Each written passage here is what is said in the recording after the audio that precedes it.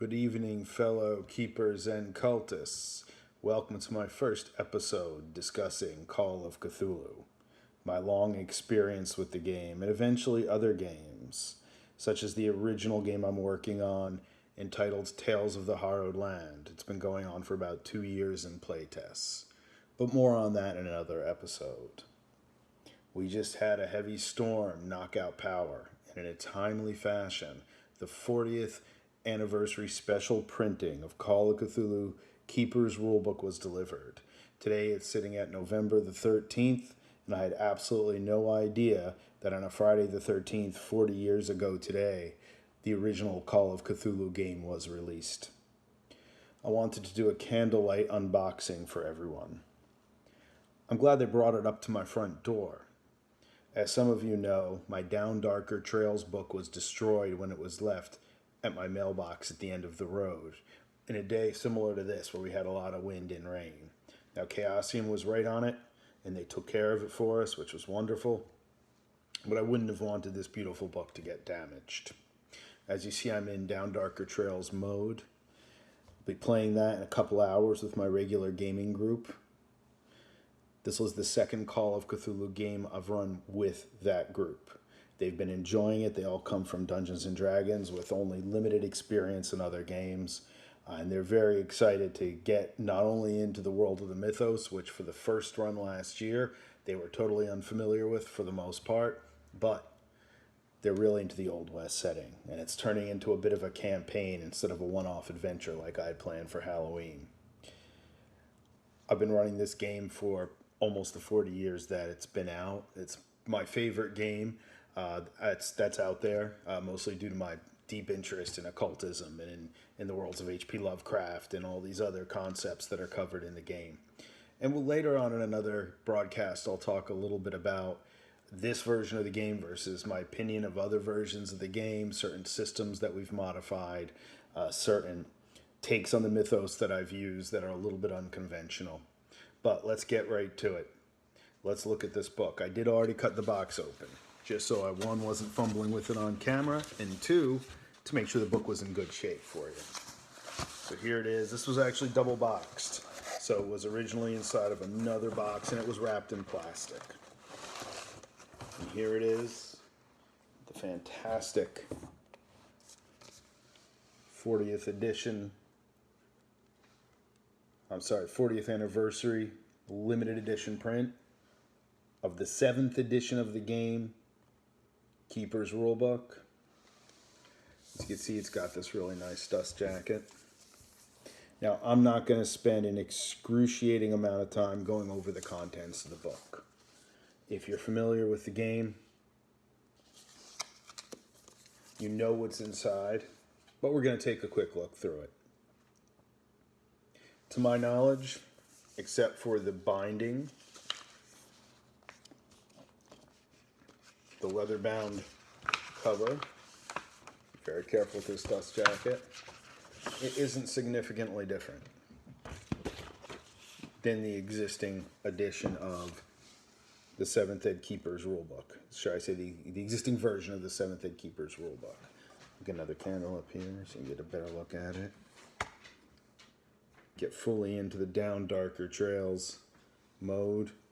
You might hear a Hound of Tyndalos walking around in the background, or a cat of Ulthar meowing, or perhaps making a strange slurping sound that's almost undefinable.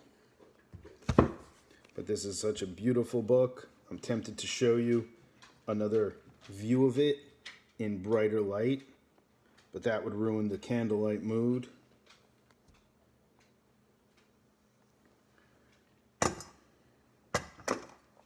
Take a quick look inside. As I said, I believe this is the same as the current printing of 7th Ed. It contains everything we're used to, including some fantastic art. I think it's great this game finally has the production value to do it justice. As I said, I followed it from when it was a little bit more than a monograph itself, but it's got everything from creating to the investigators, to all your basic play rules, to, of course, monsters and tomes of the mythos. I'll just say a little bit that when 7th edition came out, there were some elements in it that I felt had been borrowed from other systems, most notably bonus dice and things like that that are similar to the advantage system in 5th Ed Dungeons and Dragons. And I was a little skeptical. I'm kind of a hardcore old school keeper. I believe the game is inherently kind of unfair to the players sometimes, especially if they make the wrong choices. And I believe it's inherently a much harder game. It doesn't have the heroism, the power fantasy fulfillment that, say, Dungeons and Dragons or some of the other games, Pathfinder, out there that's kind of their goal, right? To make you feel like a superhero or a fantasy superhero. A hero in an Arthurian legend, which is all great because I love those games and I play those games as well. But when it comes to this game, that is my favorite game on the market. I like it to be a bit darker and a bit seedier and a bit rougher. So this book is available on the Chaosium website. I'm sure there's other outlets for it around, but I ordered it directly from them. Came inside of 2 weeks. I do not regret it at all. I buy very few physical books at this point. I did, in fact, get the PDF I have the PDF now of this version of the book, but I'd purchased a PDF formerly of 7th edition. And once I read it, I was actually quite happy with it. I felt it added for a little bit more room for role playing, a little bit more room for character development if you were the nice kind of keeper that actually wanted your characters to develop and to survive. I thought that would be I thought there were some nice additions to that. But all in all, I'm completely satisfied with this book, and I would highly recommend if you are a completist or if you are a collector of these sorts of game books, this is absolutely worth it. I could go on and show you all the beautiful art that's within and the very nice layout. And as I said, previous versions of the game, until role-playing became a thing, became an industry or a hobby, there was sometimes so little budget that Chaosium notably had some issues in terms of the production value and the production quality of some of the supplements. So they tried very hard. It's just dollars and cents. It's great to see that because of the flourishing of these sorts of games, mainly due to the fan base putting out materials and support materials and keeping these things alive when they were kind of in their dark ages, and nobody really knew that these things weren't in fact an actual cult.